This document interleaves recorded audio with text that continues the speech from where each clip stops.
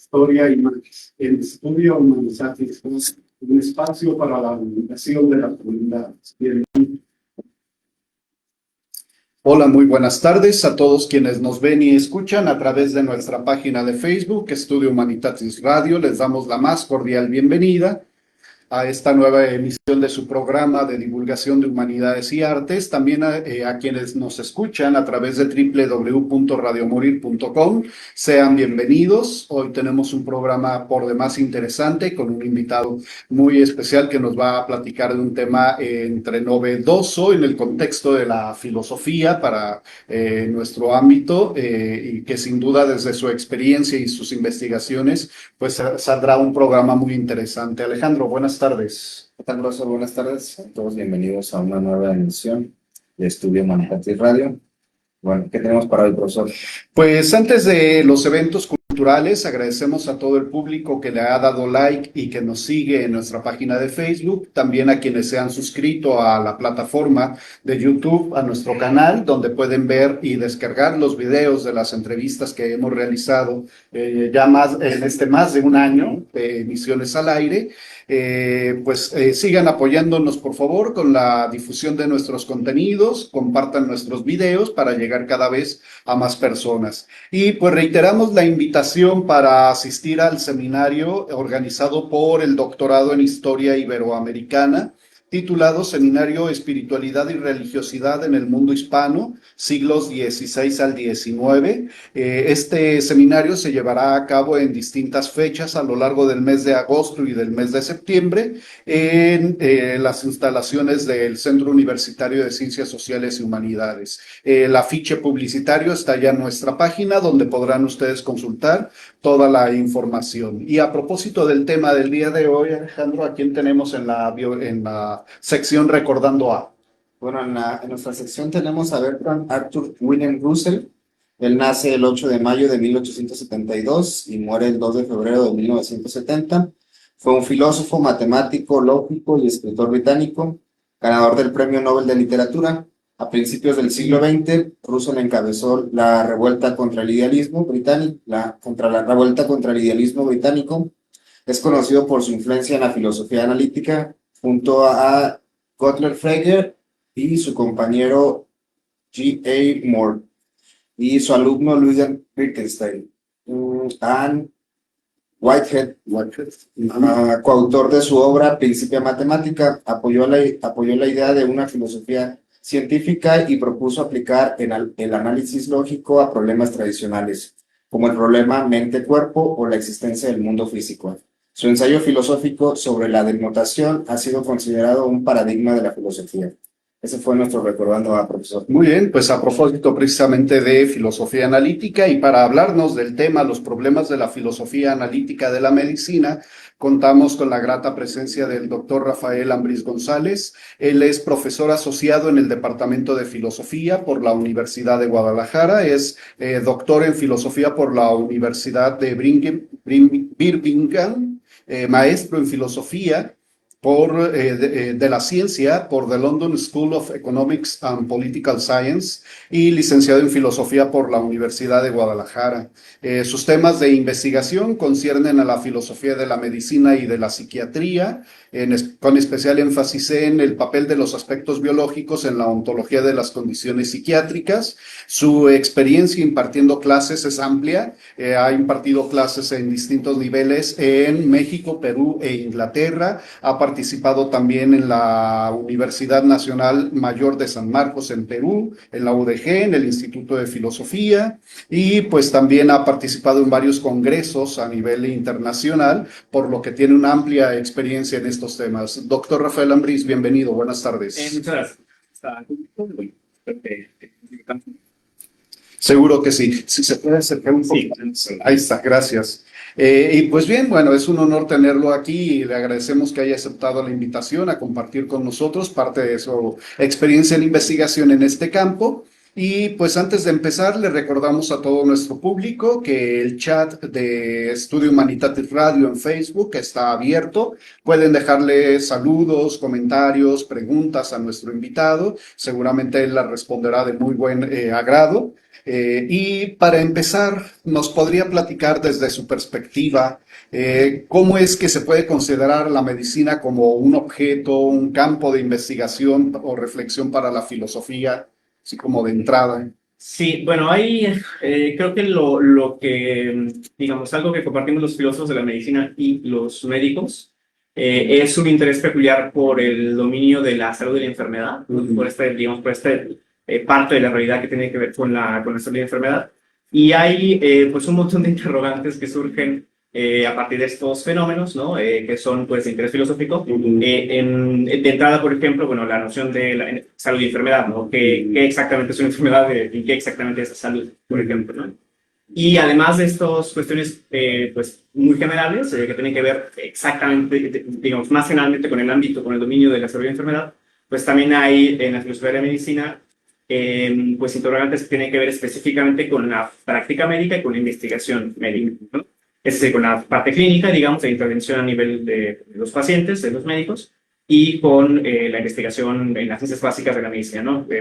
Biológicas o más sociales, digamos, o antropológicas incluso. Bien, no nos es tan ajeno esta idea pues de la medicina como objeto o como un campo de reflexión para la filosofía, pero al menos en nuestra experiencia lo hemos escuchado más vinculado a temas de bioética, que es como muy común, ¿no? Generalmente plantearse problemas en torno a la práctica médica, en torno a los límites o alcances éticos de la investigación en medicina, pero no habíamos escuchado hablar de filosofía analítica y medicina. Entonces, queremos también preguntarle en qué punto o qué aspectos precisamente de la medicina son en los que se enfoca la investigación de la filosofía analítica.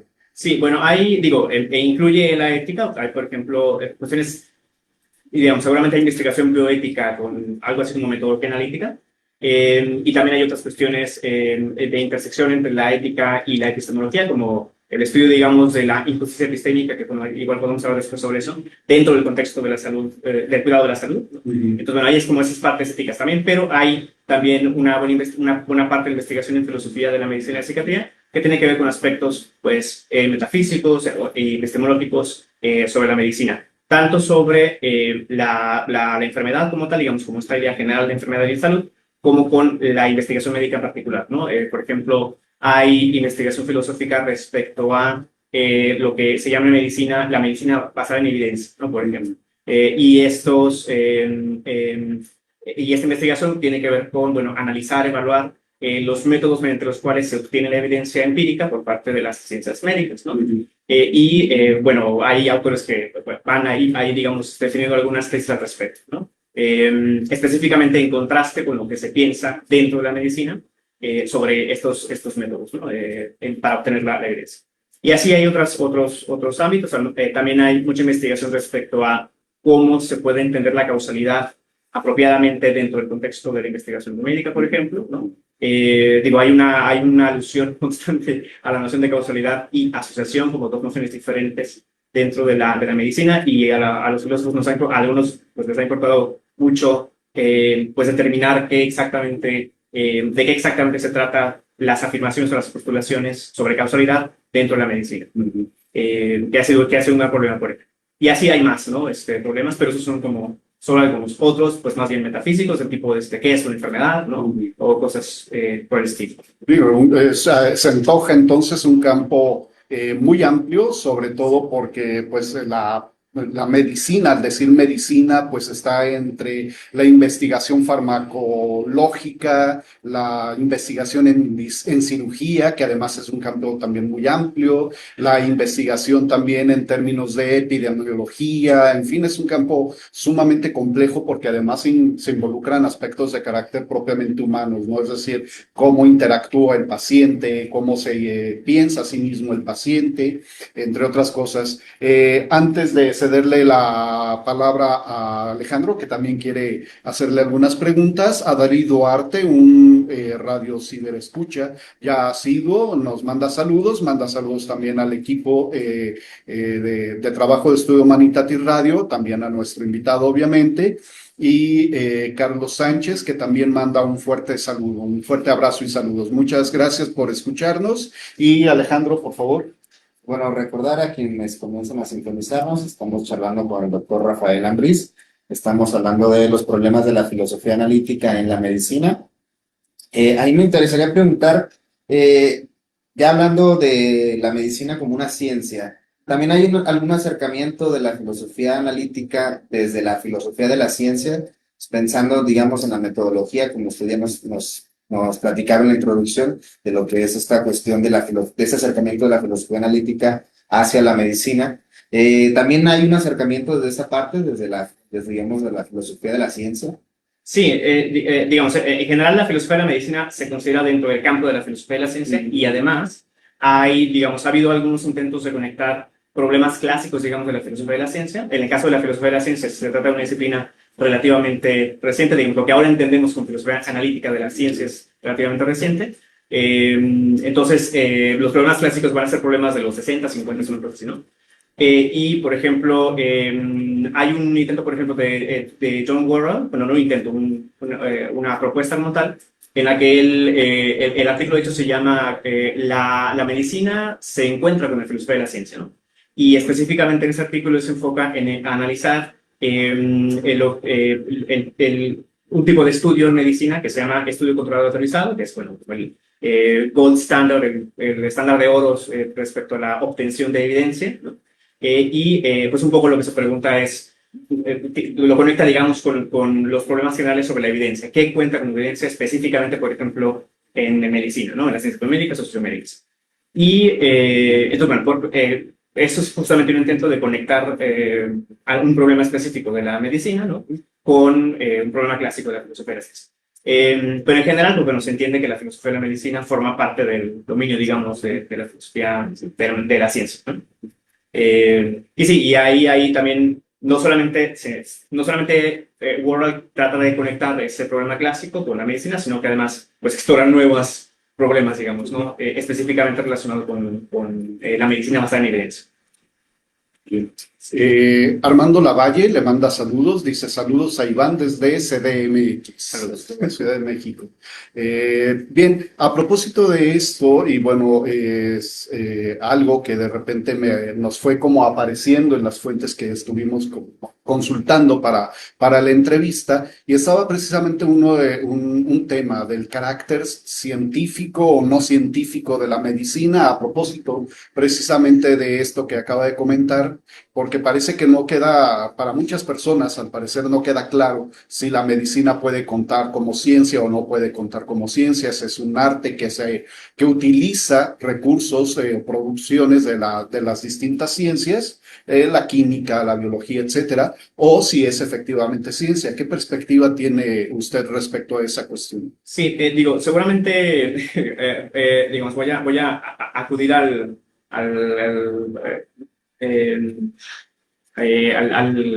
tópico del filósofo. Bueno, depende de qué se entienda como medicina, ¿no? Si la medicina es el conjunto digamos, incluye un conjunto de prácticas, por ejemplo, la práctica clínica, e incluye la investigación biomédica, la investigación sociomédica y otras cosas, yo diría que en conjunto, pues, o sea, en conjunto, no, digamos, por decirlo así, brutamente no es una ciencia. Sin embargo, pues, la parte, digamos, que es por decirlo así, menos científica, y por esto no quiero decir menos rigurosa y menos buena, por decirlo así, desde el punto de vista epistémico, es la parte de la intervención clínica, ¿no? El asunto es que la intervención clínica pues está en la medicina contemporánea. En una buena práctica, cualquier intervención debería estar fundada en la mejor evidencia disponible, ¿no? La mejor evidencia disponible a partir, pues, de además de una jerarquía de evidencia, por ejemplo.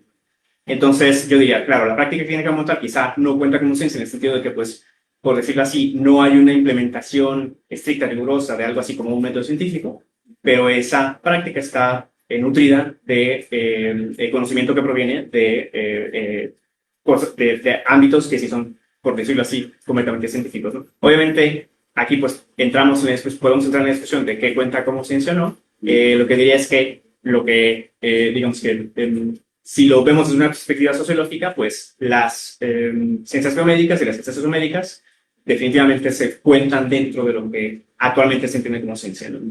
Entonces yo diría, bueno, pues Si depende de lo que uno entienda por medicina, lo que es seguro es que, a pesar de que la práctica clínica no sea una ciencia como tal, digamos, si no lo fuera, pues está fundada, digamos, en conocimiento que proviene de la ciencia más rigurosa, digamos, ¿no? De acuerdo a los estándares actuales. Es como un proceso de distinción de lo que conviene a ciertas partes de un campo, por ejemplo la medicina, y lo que a lo mejor no conviene a esas partes sí puede convenir a otras. Supongo que esto que nos decía acerca de la rigurosidad, por ejemplo, del método de investigación, pues vale a lo mejor para investigar las causas, los orígenes de cierto tipo de afecciones, de enfermedades, pero ya la parte clínica, ya específica, sobre todo en el trato con el paciente, pues bueno, a lo mejor ya ahí no opera esta caracterización tan como absoluta de ciencia, pero sí no se puede desconocer la relación, ¿no?, entre la práctica médica y la investigación en la medicina.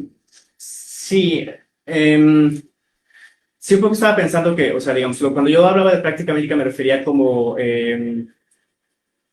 o sea, que el médico en el momento de estar, el médico clínico en el momento de estar atendiendo al paciente, pues no está haciendo, por decirlo así, no está haciendo un estudio controlado autorizado en ese momento, ¿no? En ese sentido, digamos que no es una ciencia como tal, pero ciertamente, como lo comento, pues efectivamente, en una buena práctica, todas las intervenciones deben estar basadas en la mejor evidencia recolectada a partir de esos métodos bien acertados. No, y supongo que ahí es donde entra precisamente el tema de la rigurosidad en la investigación, en la rigurosidad del método y también, claro, estableciendo bien los supuestos, las evidencias, los procedimientos para la recuperación de la información. Y me llamaba también la atención que mencionaba este asunto de la causalidad en medicina. Sí. Porque si bien seguramente habrá aspectos, usted me lo podrá aclarar con precisión, habrá aspectos en los que sí se puede establecer una correlación causal muy estricta, pero ya en la práctica, a lo mejor en la clínica, en la relación médico-paciente, pues bueno, operan a lo mejor otros factores en el procedimiento de estudio, ¿no? Porque a final de cuentas hay también factores de percepción del mismo paciente, de cómo se percibe a sí mismo y cómo le explica al médico sus síntomas. No sé si nos puede aclarar un poco eso. Sí, digo, ese asunto de la casualidad llama mucho la atención, digo, tanto en medicina como en la filosofía de la medicina. En medicina seguramente se busca, como en el resto de las ciencias, tener conocimiento causal para, sobre todo, con una intención específica en la medicina de intervenir en las causas para mejorar los efectos, ¿no? Si uno conoce las causas de la enfermedad, puede intervenir al nivel de la causa para el mejoramiento de la enfermedad, ¿no? Pero desde un punto de vista filosófico, pues no es tampoco exactamente transparente que cuenta como causa, ¿no? E incluso tampoco es absolutamente transparente que desde el punto de vista filosófico, que los métodos de obtención, los métodos para conocer las causas utilizados en la ciencia, por ejemplo, el estudio controlado utilizado, efectivamente nos den de forma infalible conocimiento de las causas en cualquier cosa que se esté estudiando, ¿no? Y un poco, digamos que hay como pues esta distinción entre asociación y causalidad, una asociación en la que un cierto factor va acompañado constantemente de otro factor, ¿no?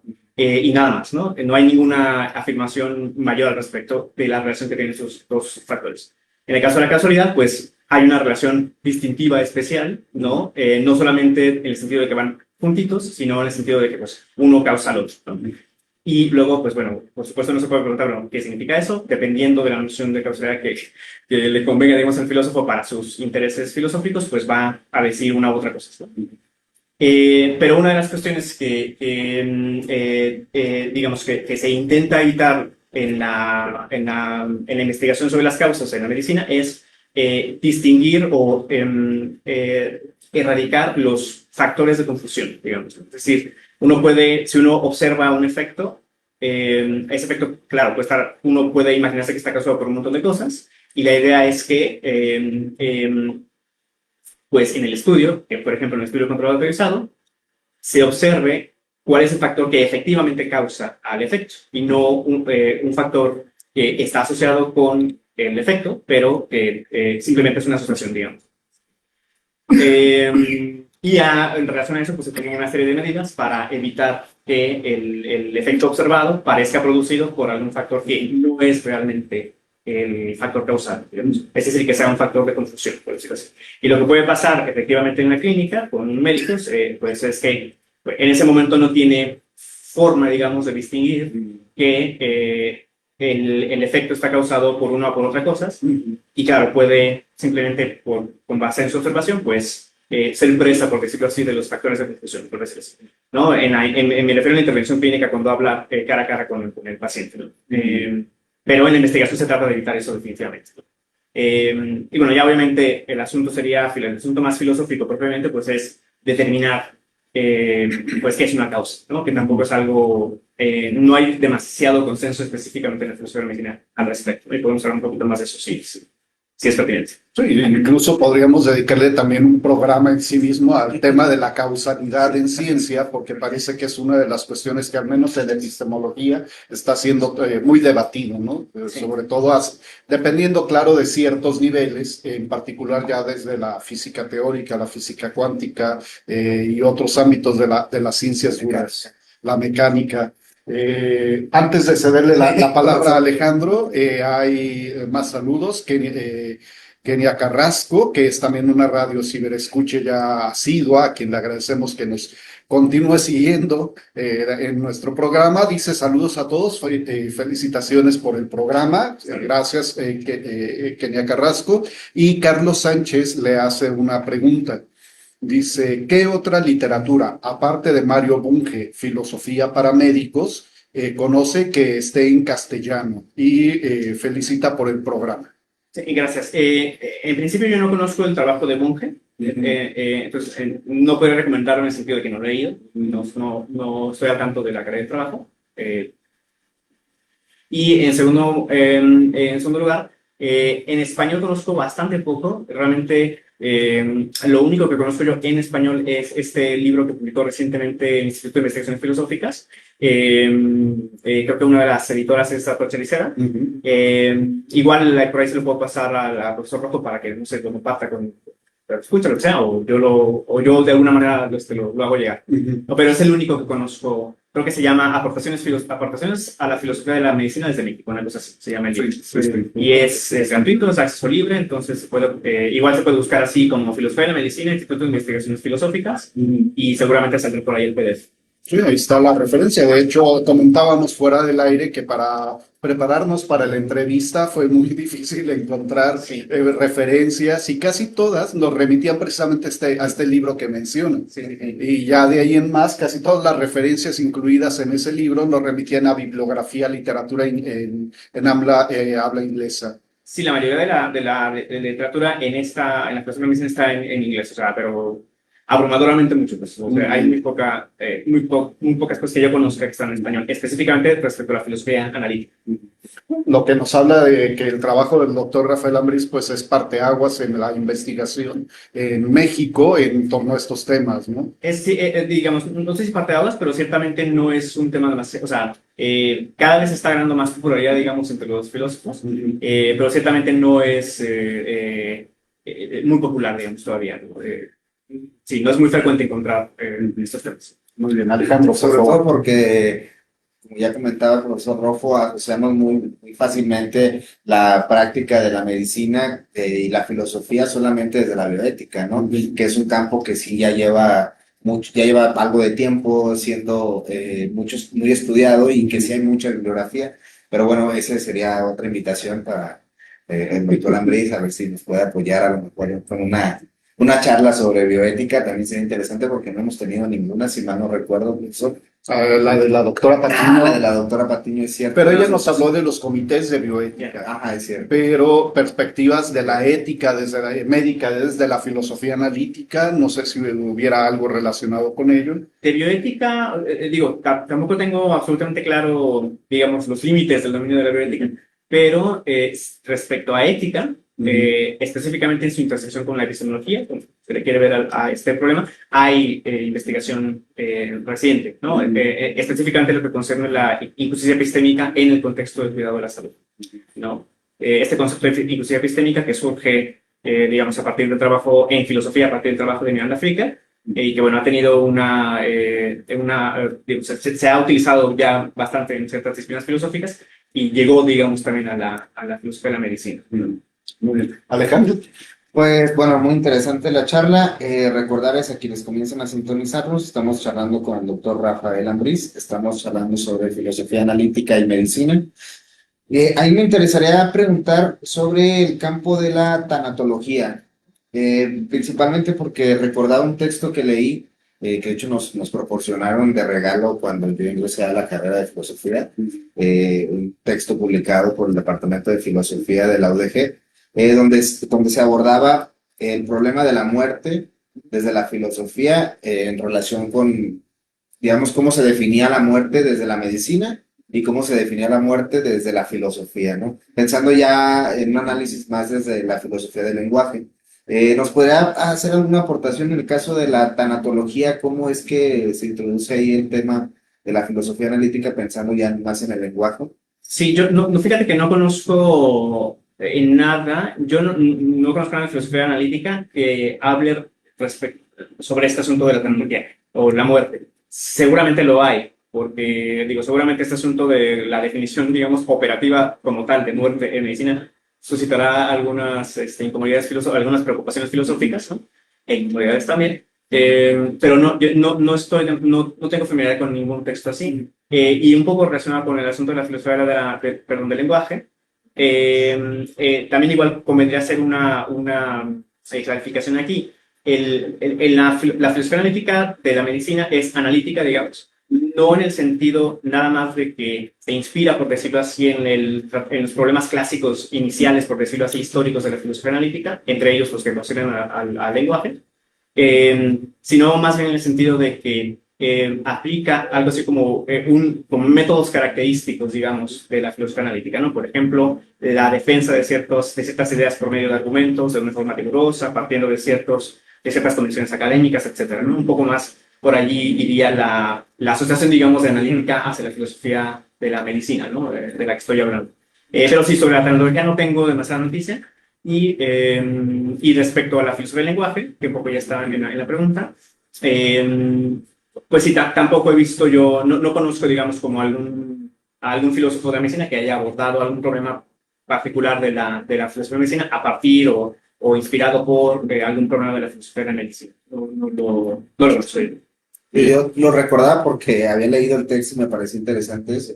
Cómo Claro. es que había esa problemática entre definir la muerte desde la filosofía y definirla desde la medicina, ¿no? En la medicina quizás sea más fácil hacerlo partiendo desde las causas que lleva a alguien a definirlo como muerte, ¿no? Quizás alguien que no tenga ciertas funciones motrices pues, podría definirse como la muerte vegetal, etcétera. Y ahí esa problemática la abordaba y me parecía muy interesante. Sí, lo que yo puedo decir es que a lo mejor un filósofo de corte naturalista, es decir, un filósofo que, digamos, aspira a que el conocimiento filosófico se ajuste de forma general al conocimiento científico, quizá apostaría por defender alguna noción parecida a la de la medicina respecto a la muerte, por ejemplo.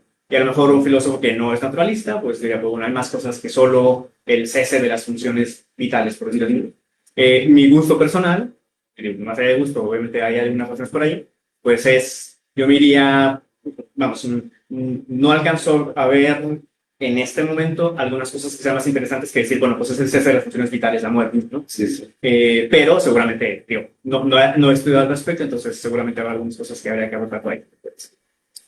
Bien, antes de plantearle, bueno, yo tenía pensada precisamente una pregunta en torno a la cuestión del lenguaje, el lenguaje de la medicina, frente a otras formas del lenguaje en las ciencias, como la física o la matemática, pero antes una pregunta de José NT, así aparece como nombre de usuario. ¿Qué postura favoreces sobre la naturaleza de la salud? ¿Una postura normativa o más descriptiva? Digamos que tengo una doble respuesta aquí. Yo creo que la posición más convincente, digo, no sé si respecto a la salud, pero sí respecto a la enfermedad y que, bueno, luego uno puede como extrapolar algunas conclusiones hacia la salud. creo que la posición más convincente una posición más normativista, específicamente más una posición hibridista, es decir, que una enfermedad es al mismo tiempo una disfunción biológica y una evaluación negativa de ella. O sea, una disfunción biológica que evaluamos negativamente, ¿no? O sea, que es dañina, por ejemplo. Y hasta ahora, pues esa parece ser la posición más sensata, la que da mejor cuenta de nuestro discurso general sobre la medicina, tanto del discurso especializado médico como del discurso que tenemos médicos, ¿no? Y bueno, sí parece que es o sea, efectivamente, como que uno tiene la intuición de que, y ocurre que efectivamente algunas disfunciones son reconocidas en medicina, pero no es hasta que causan un daño que se entienden como enfermedades, ¿no? Un ejemplo, por ejemplo, es el caso de algunas infecciones que pueden ser asintomáticas, y cuando son asintomáticas, o sea, cuando no causan daño, al menos no daño presente, no se consideran como enfermedades, ¿no? Son consideradas como compatibles con esta, digamos. Pero cuando, cuando esas infecciones sí causan los síntomas, entonces digamos que se vuelven enfermedades. Y un poco la intuición ahí es, bueno, es que con síntomas causan daño, sin ellos no. Entonces, no solo se requiere que una cosa sea una disfunción para que sea una enfermedad, sino que también esa disfunción debe ser dañina. Entonces, me parece que es la versión más prometedora, digamos, respecto a la enfermedad. Quizá uno puede extrapolar eso a la salud, haciendo una definición negativa en el sentido, pues, lo que no es enfermedad, los estados de salud que no son, los estados corporales que no son enfermedad. Pero ciertamente también hay recientemente un buen trabajo y que a mí a nivel personal, digamos, me aspiraría yo a defender más esa línea, de la construcción de la enfermedad como meramente una disfunción de un cierto tipo. Que creo que digo, hay algún trabajo por hacer por ahí, pero es una propuesta novedosa buena, que es la idea es que una enfermedad es una disfunción que causa otras disfunciones, ¿no? Y luego, bueno, ahí hay una definición específica de disfunción y más cosas, ¿no? Yo creo que esta nueva perspectiva de una autora que se apellida Fagerberg, es muy prometedora se llama así naturalismo en la filosofía de la medicina, o sea, una concepción meramente biologicista de las enfermedades. Y digo, no he pensado demasiado al respecto, pero iría yo hacia allá a nivel personal, pero sí a nivel de consenso, digamos, en la filosofía, la versión más convincente parece ser, lo más articulada, pues es la hibridista, ¿no? Biología y daño. Bueno, José NT le dice gracias por la respuesta y seguramente a propósito de esto, aunque parece que ya la mencionó, dice Carlos Sánchez, ¿qué autores desarrollan más esta postura?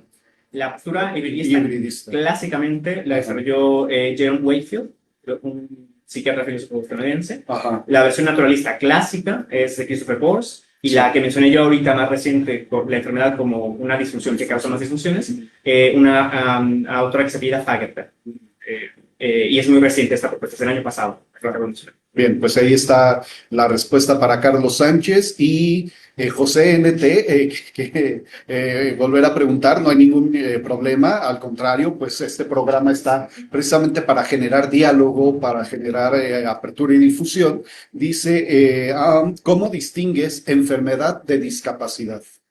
Bueno,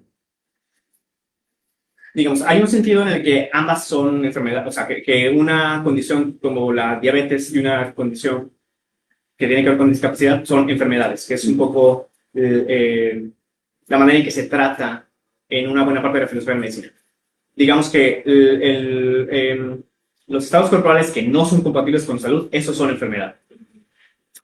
Obviamente aquí hay yo no es mi tema de investigación específicamente el asunto de la discapacidad, ¿no?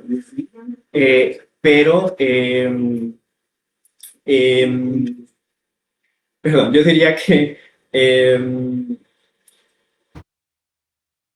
supongo que seguramente uno puede distinguirla partiendo del criterio que uno emplea para determinar lo que es una enfermedad, ¿no? Si una discapacidad incluye, por ejemplo, una disfunción que causa daño, pues entonces será una enfermedad. Si no lo incluye, pues no, ¿no? Si uno se pone siendo un hibridista, digamos. En general, creo que hay trabajo hecho, yo no lo conozco de primera mano, es decir, lo conozco solo superficialmente, pero sé que hay trabajo que intenta tratar la discapacidad no como digamos, como instancias de enfermedad, sino como una cosa en sí misma, digamos, ¿no? Separada de la enfermedad, separada de la salud. Y también aquí, por ejemplo, entra el asunto de, que un poco va en esta dirección, el análisis que acabo de mencionar sobre la discapacidad, va en relación a la experiencia de la enfermedad. Digamos, hay autores que, digamos, como que arguyen que la experiencia de estar enfermo es indispensable, por decirlo así, para determinar que un paciente está enfermo. Es decir, no solamente se trata de observar alguna disfunción que el paciente tenga o los síntomas que pueda tener, sino que también la experiencia de la sensación, digamos, la experiencia fenomenológica de estar enfermo es un elemento necesario para determinar que no, de alguien que está enfermo, digamos. Y en esa dirección va los análisis que, digamos, quieren separar un poco la discapacidad de la enfermedad. Porque la idea es, pues bueno, con la discapacidad y con condiciones crónicas, parece que, bueno, puede ser claro que puede haber algunas disfunciones, pero hay muchos pacientes, por ejemplo, con enfermedades crónicas, que no viven no viven una experiencia subjetiva fenomenológica de estar enfermos, que es una parte de normalidad de su vida. Podría ser un ejemplo de ello la hipertensión, que de repente hay personas que dicen, es que yo no me siento enfermo, no me mareo, no me siento de ningún modo, me siento muy bien. Oye, pero tienes presión alta, tienes que cuidarte, estás enfermo, pero no me siento enfermo. Sí, un poco por ahí va digo, ese es un ejemplo que puede utilizarse y digo, en español tenemos un poquito menos de recursos de palabras, digamos, para expresar las diferentes cosas que están en juego. En inglés tenemos tres distintos términos, digamos, ¿no? Disease, sickness e illness, ¿no? Y entonces, donde disease iría más hacia, tiene que ver en ciertas concepciones con los aspectos biológicos de la enfermedad. Y sickness también, con los aspectos biológicos. Illness tiene que ver más con los aspectos fenomenológicos, de cómo se siente la persona, se siente enferma o no se siente enferma. No queda claro tampoco, pues, que hay, vamos, que o sea, digamos, uno puede, lo que empecé a pensar ahora mismo es, quizá uno puede distinguir las dos cosas. Tal vez uno pueda decir, no es necesariamente lo mismo que una persona tenga una enfermedad a que esté enfermo, especialmente si uno es biologicista. Uno puede afirmar que alguien tiene una enfermedad, así, enfermedad, ¿no? Sin cualificarla más, enfermedad. Aunque no esté enfermo. Sí, estar enfermo significa, pues, tener esa experiencia de sentirse mal o lo que sea. Yo me iría más por una versión así de biologicista, ¿no? En la que uno puede distinguir esas dos cosas, pero ciertamente hay algunos autores que no aceptarían eso, ¿no? Pero bueno. No, supongo que es un tema complejo y por lo que decía también al principio, bueno, casi a medios, de sobre esto de que no necesariamente el tener algo que detone una serie de síntomas o de sensaciones de estar enfermo, o que cause algún daño o alguna disfunción, signifique pues que está, o que la persona se pueda catalogar como está enfermo. Es un problema, o no supone, es un problema de corte ontológico, es decir, el hecho de que alguien no tenga la sensación de estar enfermo y que tenga una especie como de enfermedad latente, pues está o no está enfermo, tiene o no tiene una enfermedad. Sí, digo, seguramente, digo, estamos seguramente lidiando con la ontología de la enfermedad, digamos, ¿no? Aquí, y sí, estas discusiones son, digamos, bueno, se ha interpretado por algunos autores que la discusión es, digamos, pues de corte, en el sentido del análisis, se ha interpretado que el análisis es meramente un análisis conceptual. Y otros autores, pues, abiertamente, pues, dicen, este es un análisis metafísico. En general, yo creo que subyace en cualquiera de las dos concepciones del debate, pues que estamos lidiando con la ontología de las enfermedades. ¿Qué cosa es una enfermedad? Antes de cederle la palabra, perdón, Alejandro, Sofía Meléndez hace una pregunta, dice, ¿a qué teoría te adhieres con respecto a la naturaleza de las enfermedades psiquiátricas? ¿Las consideras distintas de las enfermedades somáticas de alguna manera? Digamos, si la pregunta es específicamente respecto a mi posición personal, digamos, personal filosófica sobre el asunto, yo diría que respecto a esas condiciones, la psiquiátrica, uno tiene que ser, digamos, agnóstico, por decirlo así, o escéptico, por decirlo de alguna manera. No sé exactamente cuál es el término, pero hay una situación en la psiquiatría que es que, digo, para explicarlo un poco el contraste que hay entre las condiciones psiquiátricas y las enfermedades somáticas, lo que se llaman enfermedades somáticas, que en el caso de las condiciones psiquiátricas no hay, digamos, establecido digamos, la base biológica de las condiciones psiquiátricas no es tan clara, digamos, ¿no? Como puede serlo para algunas enfermedades orgánicas. Y esto ha generado pues, el problema que creo que está en parte en la base de lo que dice el comentario, que es, ok, si no tienes una base biológica, esas condiciones, identificada al menos, esas condiciones son o no, son o no enfermedades. En las concepciones que yo dije, ambas requieren de la biología para determinar que una condición es enfermedad. Entonces, yo diría, esta es la situación. Por otro lado, es cierto que muchos psiquiatras e investigadores están buscando esas bases biológicas. Entonces, yo diría, si resulta que efectivamente algunas de esas condiciones tienen una base biológica bien, digamos, estudiada y que efectivamente están asociados con los síntomas de las condiciones psiquiátricas, y si uno asume una posición hibridista o biologicista de las enfermedades, entonces esas condiciones van a resultar ser enfermedades. Pero un poco mi posición es, pero ahora no sabemos, ¿no? Son potencialmente, digamos, condiciones que son enfermedades. Por ahora no queda claro el estatus, ese no son. Pero finalmente, si la observación empírica nos da más conocimiento que permite establecer que cumple con el criterio, digamos, de enfermedad, pues van a ser enfermedades. Y pues yo personalmente no tendría ningún tipo de, filosóficamente hablando, no tendría ningún tipo de resistencia a que un montón de las condiciones que están en el DSM, el Manual Diagnóstico y Estadístico para la Clasificación de las Enfermedades Mentales, no fueran enfermedades, ¿no? O sea, no, lo que no hace que sean de menor interés para la medicina, porque también uno puede pensar que no necesariamente una condición tiene que ser una enfermedad para ser, digamos, objeto de estudio y tratamiento por parte de la medicina, a nivel clínico, por ejemplo.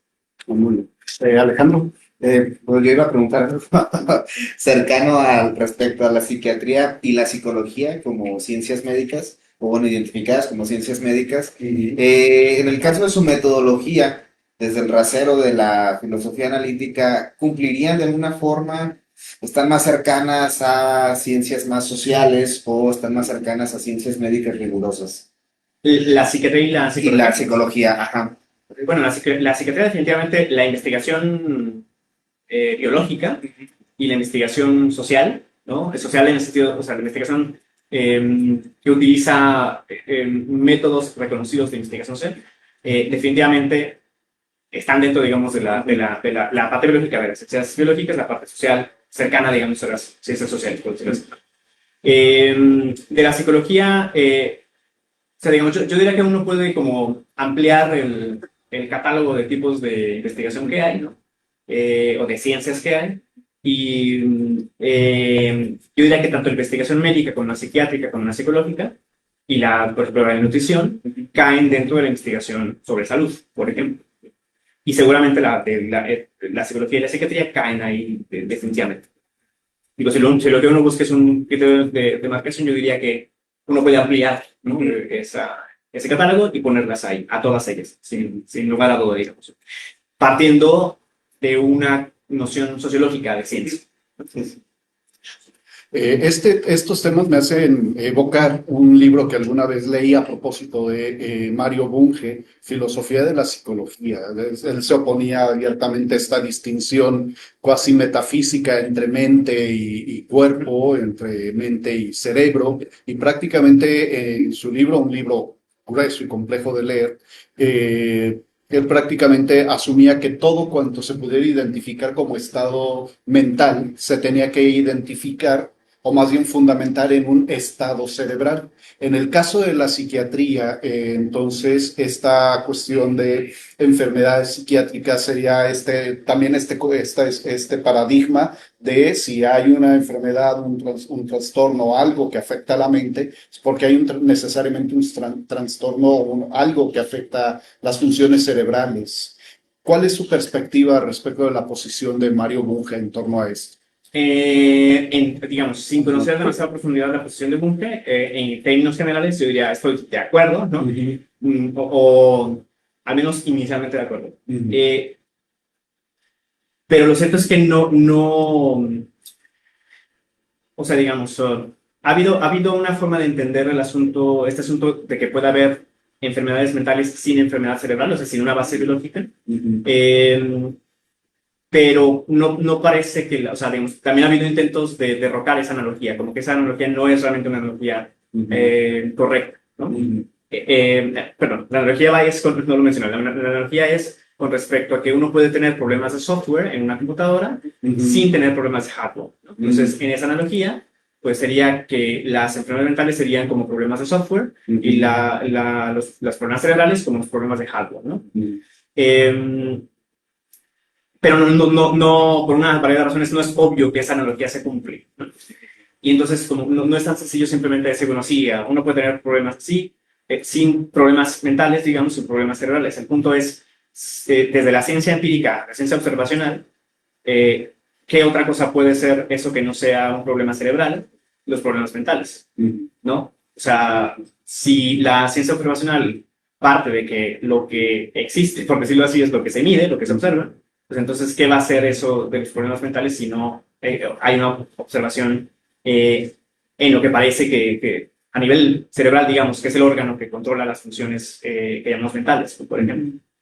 Eh, entonces, bueno, yo diría como, no sé si exactamente a cada disfunción mental, digamos, o problema mental corresponde un problema específico cerebral, eh, pero mi intuición sería que seguramente hay una base biológica para cada problema mental, digamos, una base biológica distintiva, específica para los puntos. O sea, otra cuestión, digamos, es que aquí entran en juego un montón de problemas, pero otra cuestión que está relacionada con eso es si la base biológica que se busca para las condiciones psiquiátricas es una base biológica, digámoslo así, general, o sea, que todos los pacientes o la mayoría de pacientes con ese mismo problema tengan esa misma base biológica, o que algunos tengan una y otros otra y otros otra, digamos, ¿no? Ujú. Hasta ahorita no es claro que la primera opción es la que ocurre, porque no hay observación así de amplia, así de general respecto a la función psiquiátrica. Pero entonces, yo diría como, independientemente de si la base biológica es general o más local, más individualizada, pues seguramente va a tener alguna base biológica las condiciones psiquiátricas, ¿no? Y otras formas de problemas psicológicos que no están dentro del DSM, por ejemplo. Pero bueno, sí, ciertamente el problema es muy amplio y tiene muchos vericuetos, digamos, pero bueno. ¿No? Y supongo que es ahondar en niveles de profundidad, primero en el estudio mismo del cerebro, que de por sí pues es un órgano complejo, que tiene funciones no solamente químicas, sino también eléctricas, de comunicación interneuronal.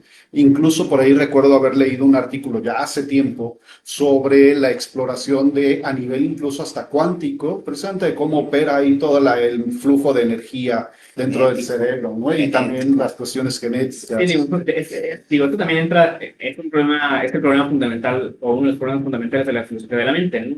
¿Cuál es la relación entre mente y cerebro? Para un filósofo naturalista, como creo que yo lo sería, pues la mente tiene que ser una cosa que está en el espacio-tiempo, que debe ser observable de alguna manera, ¿no? Y seguramente o más probablemente vinculada con el cerebro. Pero ciertamente no todos piensan así, ¿no?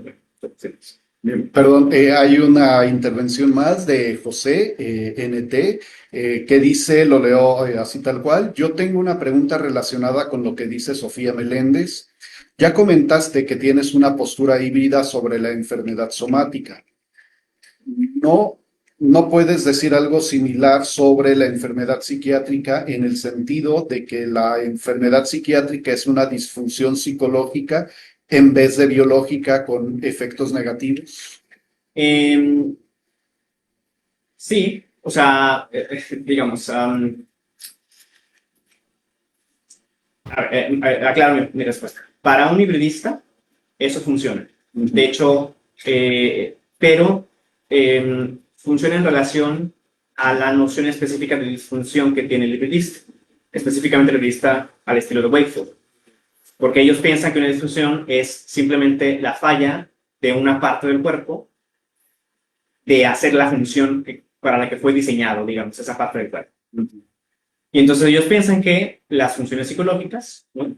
Cualesquiera que sean, las que tienen que ver con, incluidas las que tienen que ver con emociones, por ejemplo, regular la ansiedad, regular la tristeza, etcétera, son funciones, digamos, son efectos que fueron seleccionados naturalmente en un momento anterior de la historia evolutiva.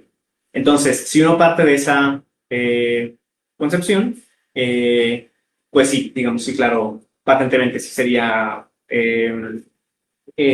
una disfunción psicológica que causa daño, sería una enfermedad, pero lo que quiero hacer notar ahí es que esa concepción de disfunción, a pesar de que habla de funciones psicológicas, ahí la disfunción es biológica. No hay como que se rompe la distinción entre de la dimensión psicológica y biológica. Es biológica, fundamentalmente, digamos. Entonces, últimamente es como, para un nivelista, decir que hay disfunción psicológica que causa daño es lo mismo que decir que hay una disfunción biológica que causa daño. Entonces, y si se puede hacer respecto a las funciones psiquiátricas, eso.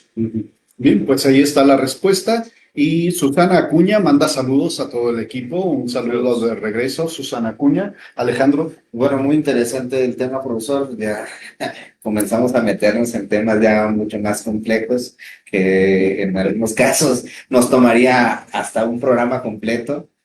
Esto de la psiquiatría y su relación con la filosofía es bastante, de hecho lo dejamos prácticamente para el final porque consideramos que íbamos a cerrar fuerte con eso. Sí. Pero bueno, nos quedan unos minutos y pueden mandar preguntas todavía para quienes se interesaron bastante en el tema.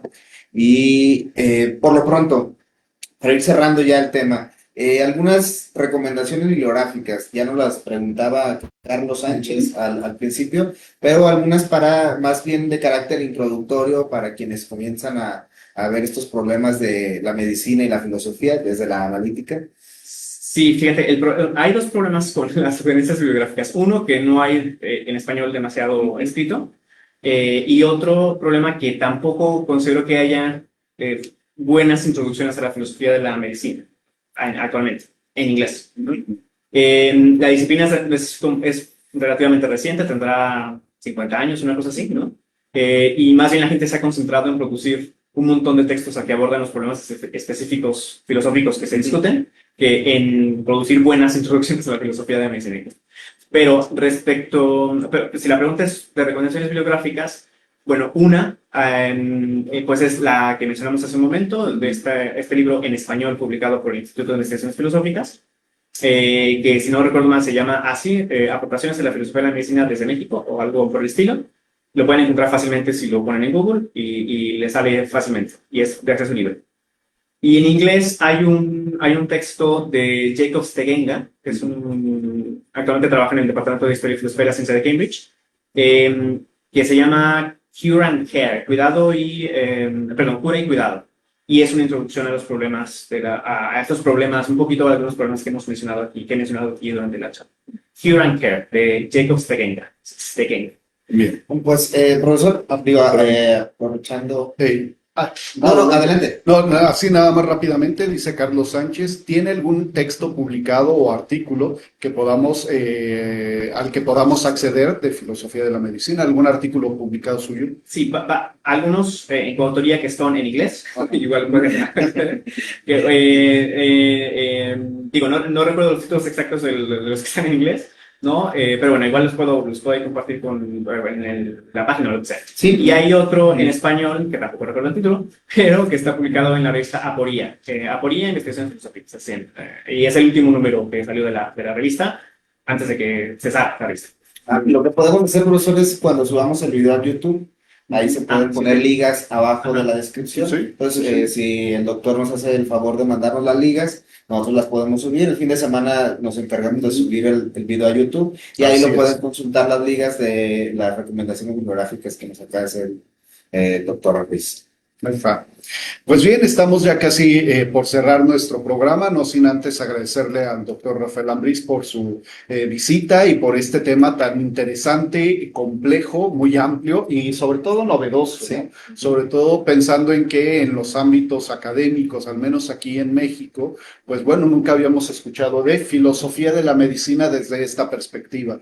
Agradecemos a todo el público que dio like, que compartió el video, a todas las personas que dejaron sus comentarios preguntas y saludos en el chat. El próximo viernes tendremos, a propósito todavía como de esta vertiente de filosofía de la ciencia, tendremos a la estudiante de la maestría en estudios filosóficos, Carmen Lozano Camargo, que nos hablará sobre la física cuántica en la tecnología y la vida cotidiana.